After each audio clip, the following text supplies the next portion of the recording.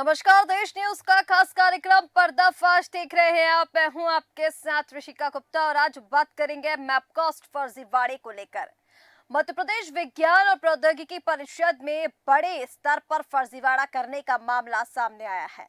इस फर्जीवाड़े को करने के लिए एक ऐसी कंपनी को काम दिया गया जिसका पता ठिकाना तक नहीं। कंपनी को उपकृत करने के लिए विज्ञान सर्वत्र पूज्यते कार्यक्रम के लिए पुरानी तिथि में फर्जी तरीके से कागजी टेंडर तक निकालकर खानापूर्ति कर दी गई। टेंडर स्वीकार करने और भुगतान के लिए बड़े स्तर पर नियमों की अनदेखी की गई। दरअसल ये कार्यक्रम केंद्र सरकार का था।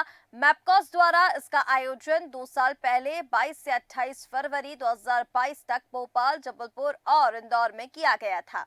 इसके टेंडर संबंधी नोटशीट के दस्तावेज में किए गए हस्ताक्षर में उल्लेखित तारीखों में काट छांट की गई।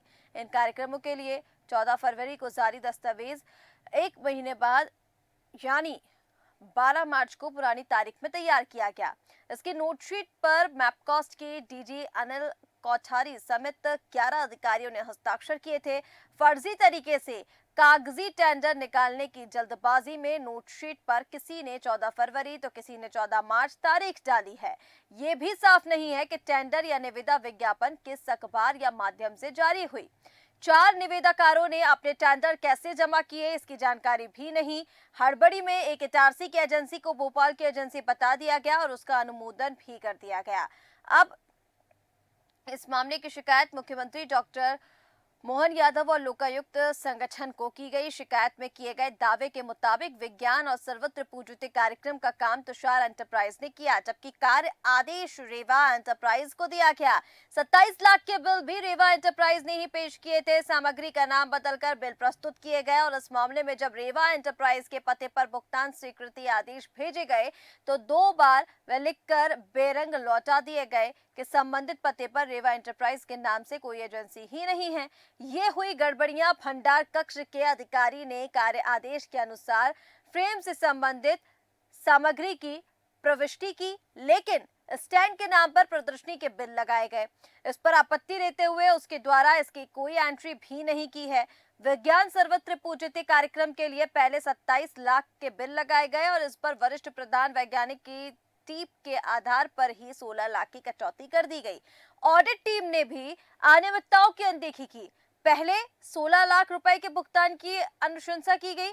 मुख्य वैज्ञानिक और कार्यक्रम के प्रदेश संयोजक राकेश आर्या ने अकाउंट्स के अनुमोदन पर आपत्ति लगाई।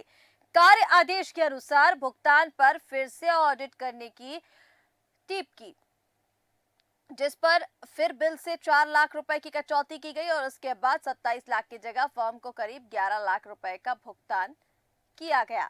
और चलिए, ये मैपकास्ट के जो महानिदेशक हैं डॉक्टर अनिल कोठारी, उनका ये कहना है कि डॉक्टर नरेंद्र शिवरे को 9 लाख रुपए के बिल लगाने पर वित्तीय अनुमति की जानकारी मांगी तो उन्होंने मुझ पर आरोप लगाने शुरू कर दिए। जो 27 लाख रुपए के बिल की बात हो रही है उसमें 14 लाख अधिकारियों के हस्ताक्षर की बात की गई कि 14 अधिकारी जिनके हस्ताक्षर उस बिल पर हैं, जिन्होंने तारीख भी उसमें गड़बड़ डाली। बिल में कटौती सप्लाई के बाद वेरिफिकेशन के आधार पर हुई। मुझे पर लगाए गए जो आरोप है वो झूठे हैं, महानिदेशक का ये कहना है। मामले की शिकायत वरिष्ठ प्रधान वैज्ञानिक डॉक्टर नरेंद्र शिवरे ने की है। शिवरे ने कहा कि 9 लाख रुपए प्रस्तुत बिलों का खर्च डीजी के अनुमोदन के अनुसार क्षेत्रीय विस्तार केंद्र प्रभारी जबलपुर के डॉक्टर निपुण सिलावट ने प्रस्तुत किए। मैंने 27 लाख के फर्जी बिलों पर आपत्ति ली तो मुझे इनाम के बजाय नोटिस थमाया, फिर निलंबित कर दिया। मेरे सबूतों की निष्पक्ष जांच की जाए और मुझ पर लगाए गए आरोप निराधार और झूठे हैं, ये कहना है। लेकिन कहीं ना कहीं इतना बड़ा घोटाला, मैपकास्ट घोटाले की हम यहाँ पर बात कर रहे हैं, जिसमें इतना बड़ा फर्जीवाड़ा और 14 अधिकारियों के साइन उस बिल पर, जिसकी तारीख भी गलत डाली गई। पहले जो कार्यक्रम हुआ गया उसके एवज में ये जो बिल लगाया गया, ये जो तमाम फर्जीवाड़ा, इसी पर आज चर्चा करेंगे। लेकिन उसके पहले आइए आपको इस मामले से संबंधित सुनवाते हैं।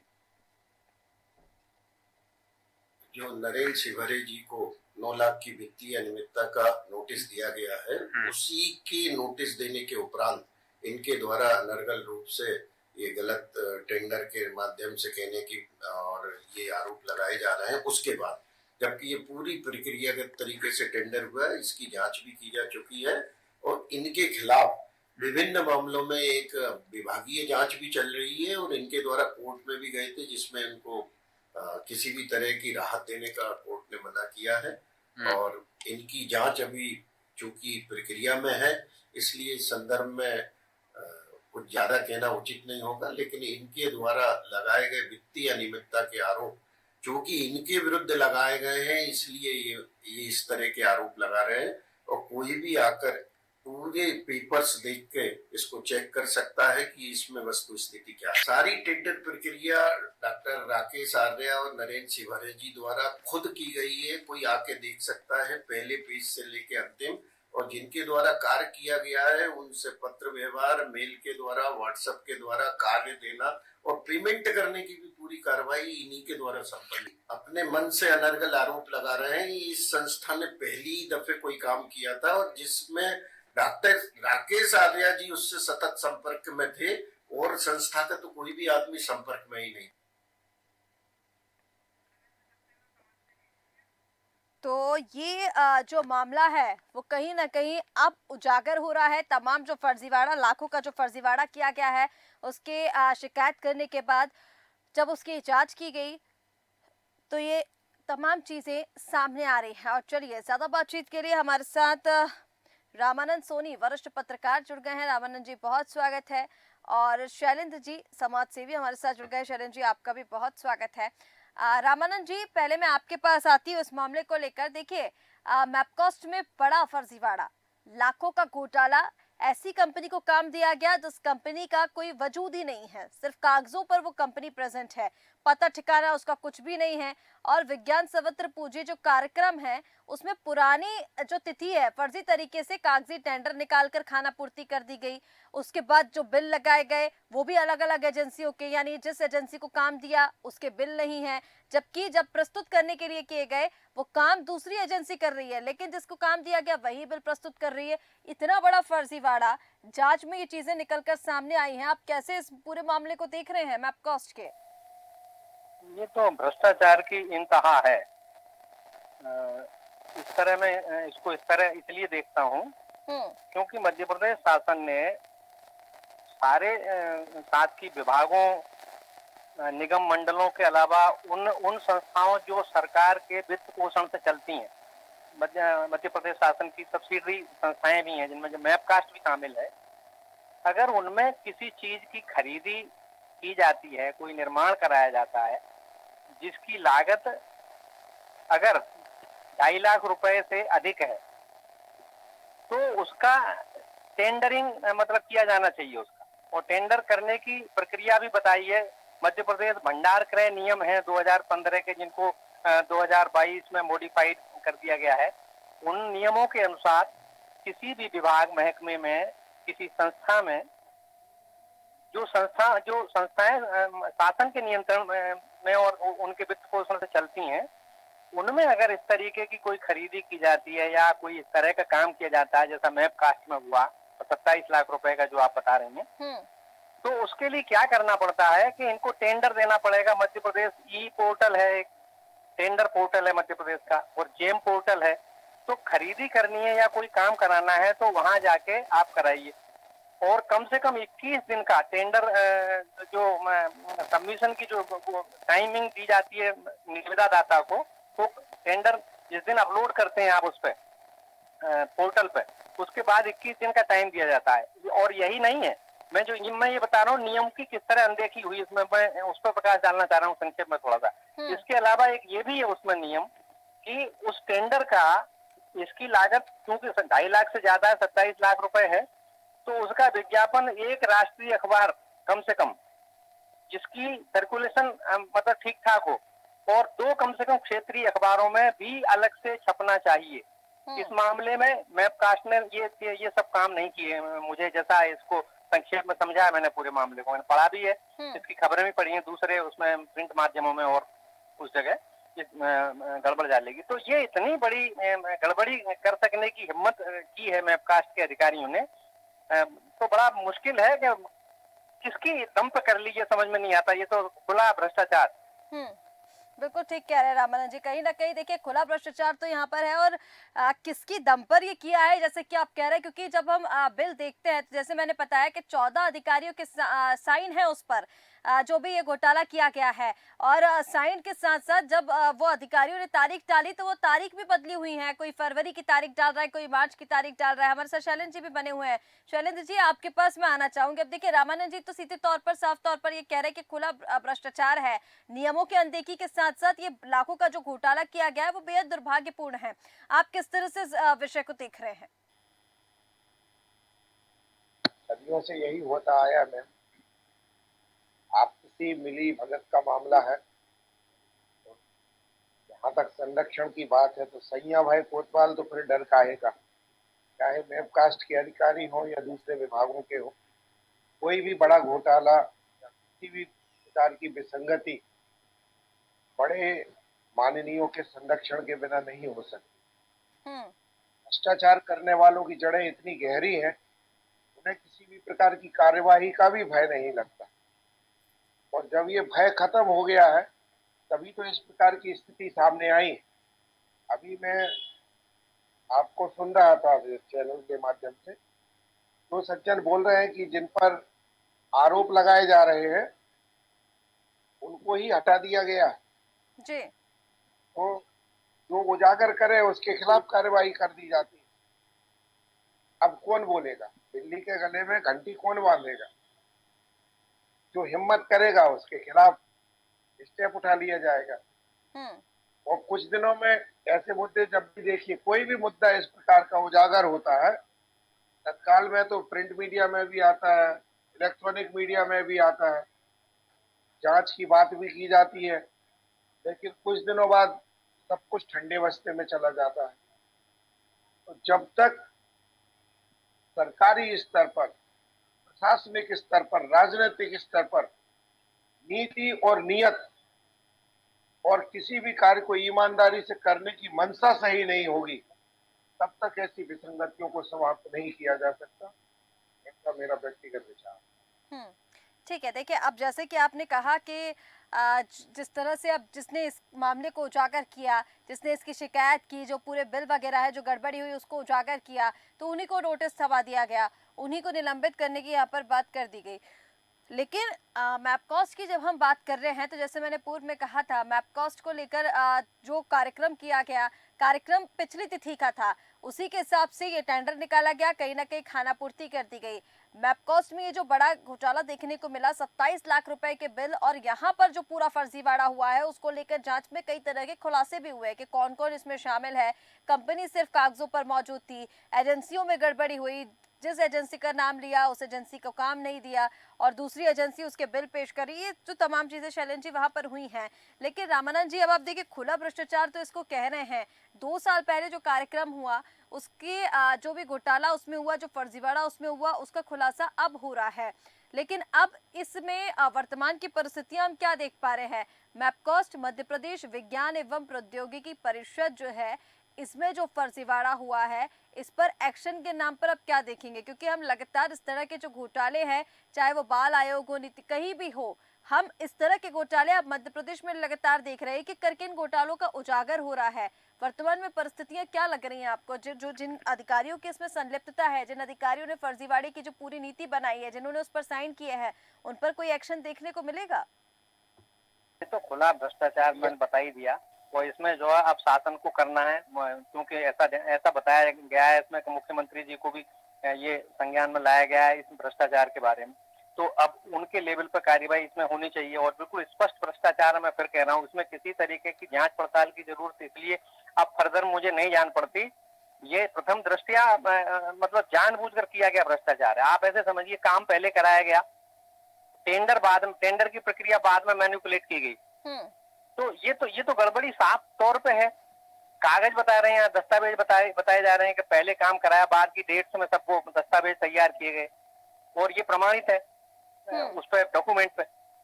फिर उसमें कहीं किसी जांच की जरूरत मुझे लगती नहीं है। अब इसमें शासन की इच्छा शक्ति की बात है कि इसमें कार्यवाही करे ऐसे अधिकारियों के खिलाफ जो जिन्होंने इस भ्रष्टाचार को अंजाम दिया। और देखिए एक चीज और बताऊं मैं अभी, कि अभी भी मैपकास्ट चेता नहीं है। मैपकास्ट ने अभी भी अपनी वेबसाइट है जो उनकी अधिकृत, मैं देखा था मैंने अभी 1 घंटे भर पहले उसे, उसमें अभी भी जो टेंडर वाला एक जो है वो कॉलम है उनका, उसमें डे टू डे के टेंडर या समय समय पर जो खरीदी वरीदी करते हैं, परिपत्र डालते हैं, उसमें टेंडर कोई नहीं दिख रहा है। जबकि ओल्ड टेंडर भी पड़े होते हैं। अगर जो संस्थाएं अच्छी हैं और ट्रांसपेरेंसी उनके काम में, तो सारे टेंडर और वो सर्कुलर्स वगैरह डे टू डे जो जारी करते हैं वो संस्थाएं, कोई काम कराती हैं, वो सब पड़े रहते हैं। इनकी वेबसाइट अपडेटेड है 24 जुलाई तक, लेकिन आप देखिए उस पर टेंडर वाले कॉलम में एक भी टेंडर उसमें नोटिफाई उसमें डिस्प्ले नहीं हो रहा है। क्यों भाई? अगर आपने कराया था तो अपनी वेबसाइट पे ही डाल लेते, जबकि उस पर विजिटर्स की संख्या शायद 1 आध लाख के आसपास है। उस पर आपको कहीं जाना ही नहीं पड़ता, वहीं से आ जाते हैं आपके पास लो कास्ट के कम्पिटिटिव रेट पर कोटेशन आ जाते, उसके टेंडर आ जाते। लेकिन नियत नहीं थी ना काम कराने की सही।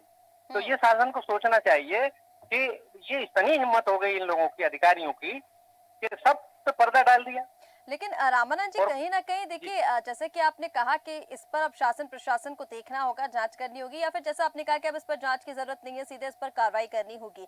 लेकिन जब इस तरह के सरकारी कार्यक्रम कराए जाते हैं तो हम कई बार ये सारी चीजें देखते हैं कि इंस्पेक्शन और निगरानी को लेकर जो मॉनिटरिंग की जाती है, आप कितना पैसा दे रहे हैं, कितने के आपके पास बिल पहुंचे, और क्योंकि ये जो मामला है इसमें हमने देखा कि 2 जगह जो राशि है उसका भुगतान भी कर दिया गया। जिस एजेंसी की बात की गई थी, एक जगह वहां पर भी भुगतान किया गया है।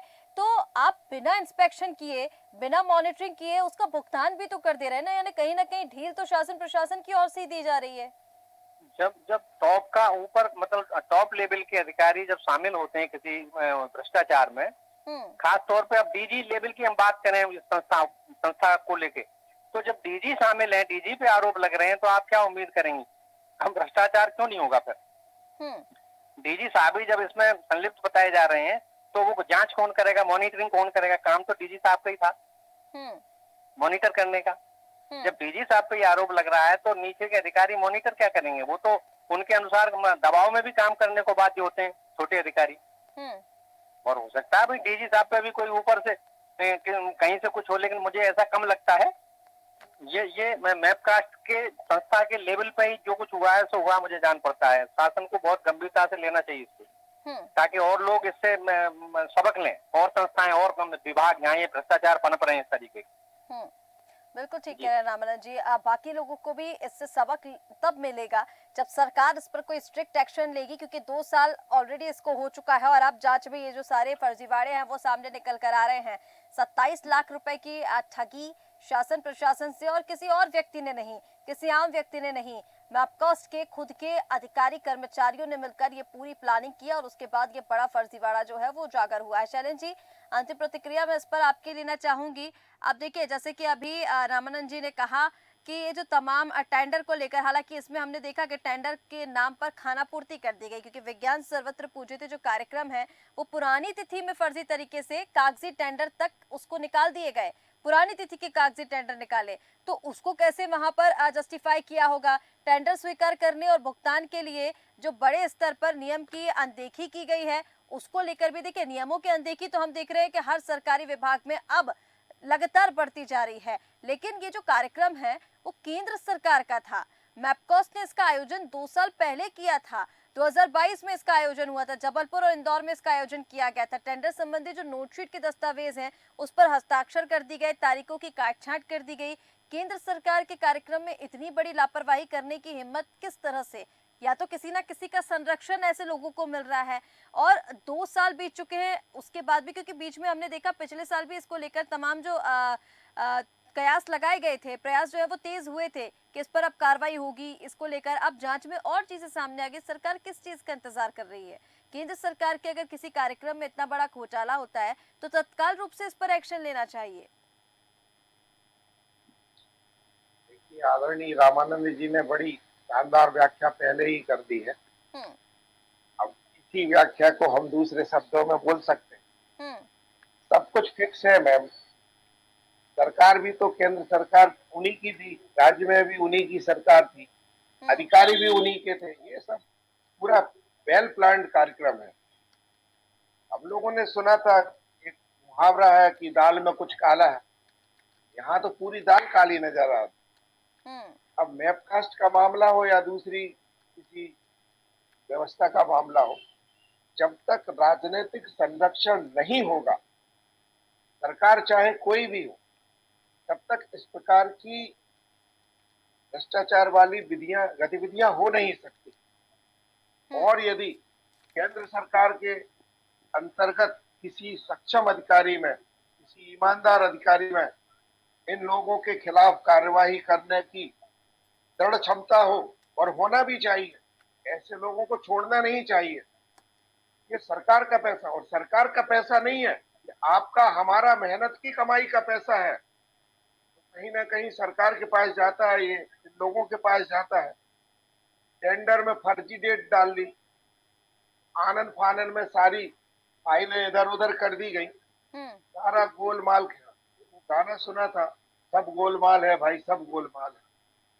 आपकी जागरूकता को मैं सैल्यूट करता हूँ, आपने इतने अच्छे मुद्दे को उठाया है, लेकिन बाकी के लोग क्या करेंगे, उनकी क्या प्रतिक्रिया होगी?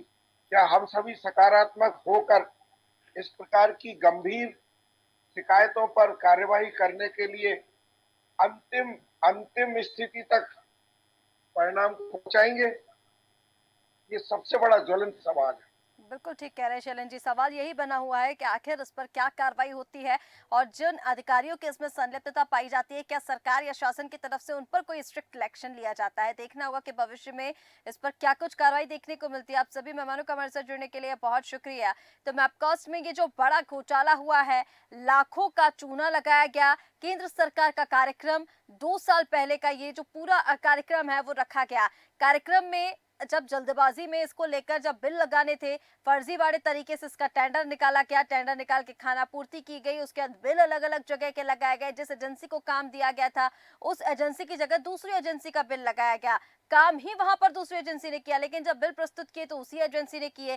कंपनी, जिस कंपनी को इस पूरे मैनेजमेंट का ठेका दिया गया, वो कंपनी सिर्फ कागजों पर है, उस कंपनी का कोई वजूद ही नहीं है। तो इस तरह का बड़ा फर्जीवाड़ा मैपकास्ट में देखने को मिला। देखना होगा कि अब इसमें जांच पर कई सारी चीजें सामने आई हैं, कई अधिकारियों के नाम सामने आए हैं, लेकिन जिन अधिकारियों ने उस पर हस्ताक्षर किए, जिन लोगों ने इसकी पूरी प्लानिंग की, जिन लोगों ने इसको अंजाम दिया, क्या वाकई शासन या सरकार की तरफ से उस पर कोई स्ट्रिक्ट एक्शन लिया जाता है, ये देखना होगा। फिलहाल हमारे इस खास कार्यक्रम पर्दाफाश में इतना ही। अब बने रहिए देश न्यूज के साथ। नमस्कार।